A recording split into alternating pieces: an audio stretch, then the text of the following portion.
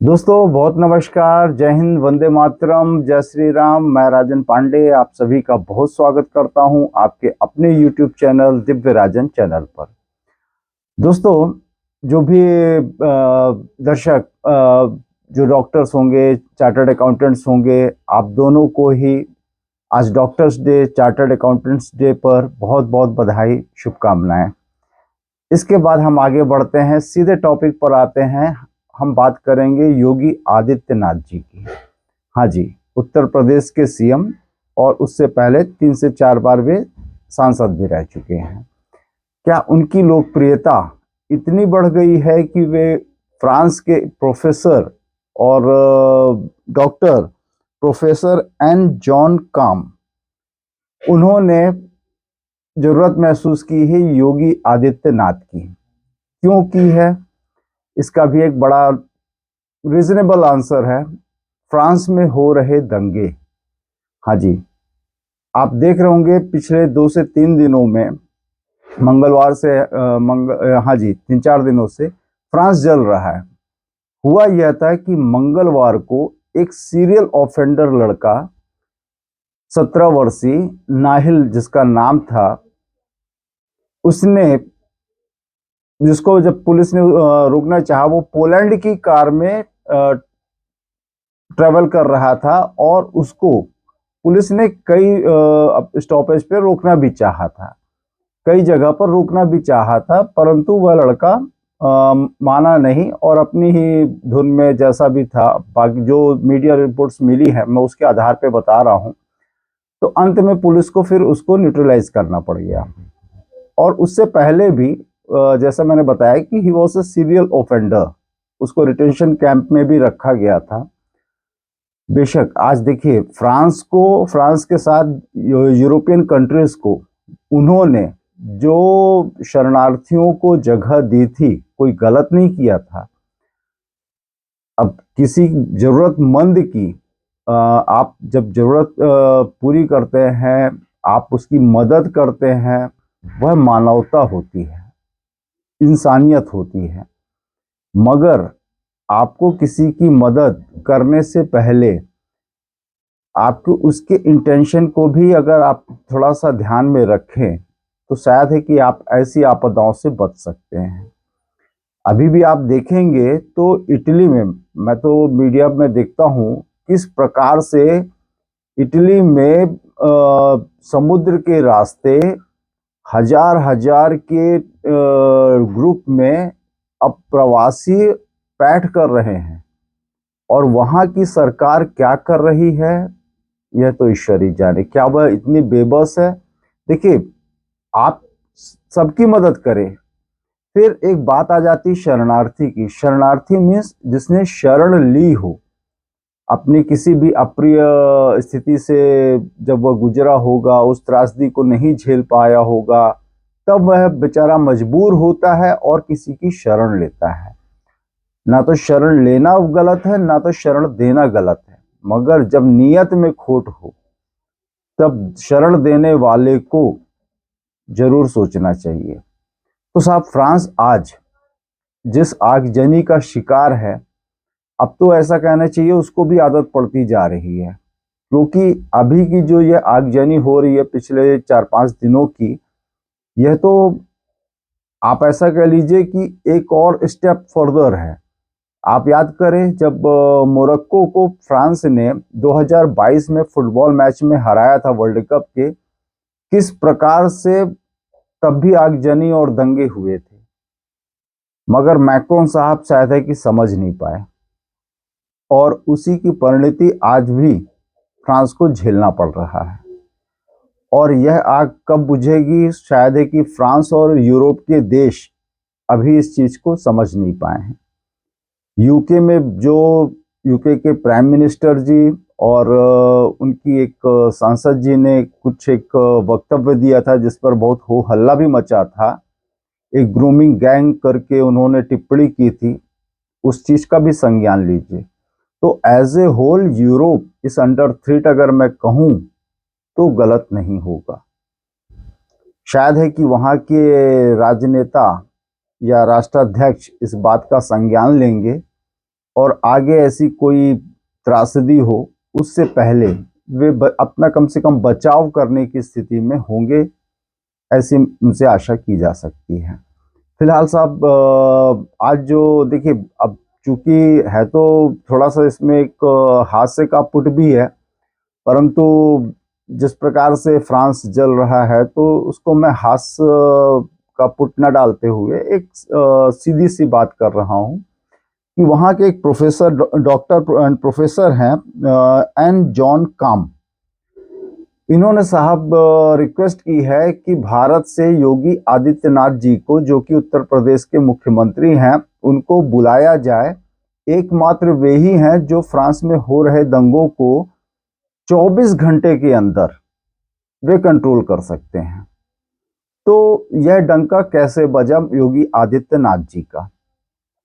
उसके साथ पीछे देखिए साहब, एक होती है इच्छा शक्ति, जिसको बोलते हैं राजनीतिक इच्छा शक्ति, अदर देन इंडिविजुअल।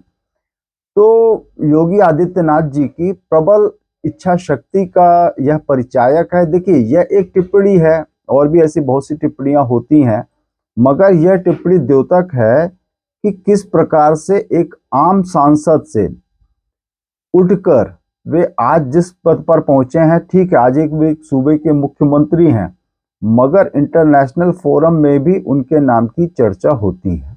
जिस प्रकार के उन्होंने स्टेप्स उठाए हैं, कानून व्यवस्था को मजबूत किया है, और जिस प्रकार से अपराधियों, खूंखार माफिया, गैंगस्टर्स, इन पर नकेल कसी है, यह टिप्पणी उसी बात का द्योतक है। उत्तर प्रदेश, जो कि कभी आप उसकी छवि अगर आप याद करें तो बहुत ही, मतलब कम से कम पॉजिटिव वे से तो लोग याद नहीं करते थे। अगर आप बाकी सूबों में आप घूमते रहे होंगे, और अगर आपने बताया कि मैं यूपी से हूं, तो तब की साहब बात बहुत ही अलग थी। मतलब it wasn't you can't raise your collar and say I am from UP, ऐसे एक दौर था।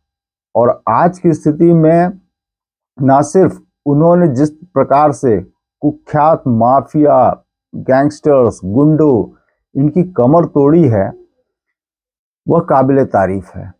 और जो उनका बुलडोजर यूएसपी मतलब वो बुलडोजर बाबा के नाम से जाने जाते हैं, तो उसका भी एक कारण है। जिस प्रकार से उन्होंने माफिया को जमी दोज किया है ना, यह टिप्पणी प्रोफेसर काम की, यह उसी बात का द्योतक है। अगर आपने कल देखा होगा तो बड़े कुख्यात, जिसको एक पार्टी ने तो, एक पार्टी ने नहीं, कई पार्टियों ने ही, राजनीतिक पार्टियों ने ही उसको जैसे मसीहा जैसा बना दिया था।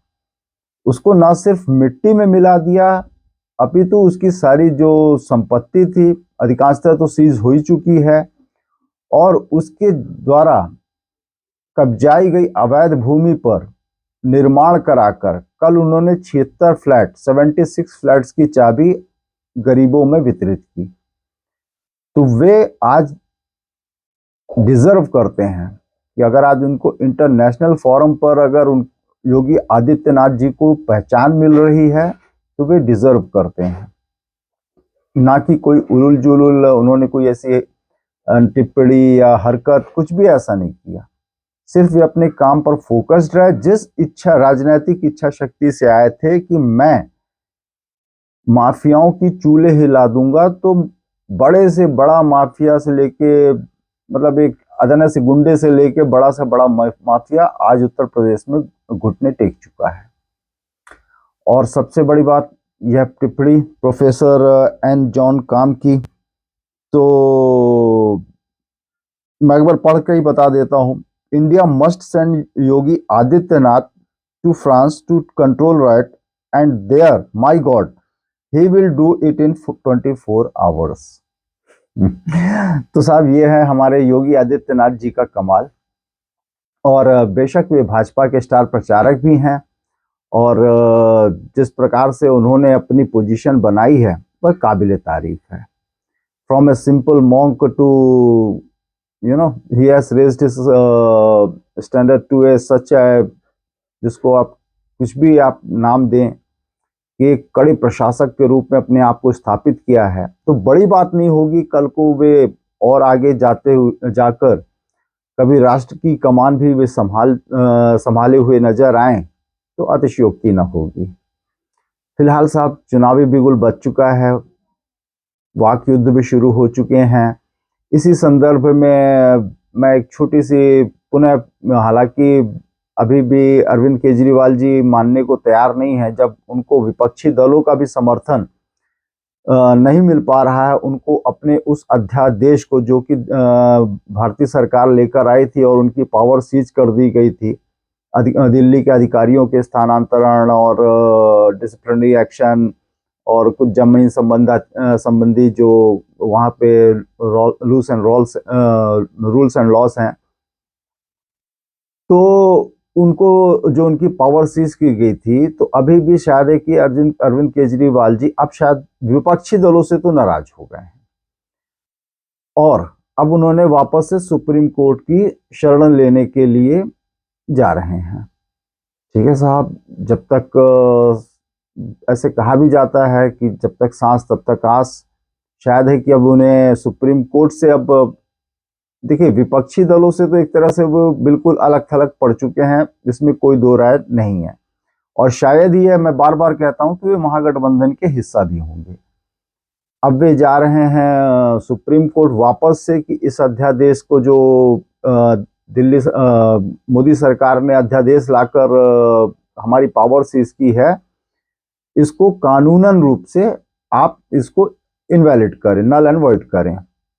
देखते हैं साहब क्या होता है।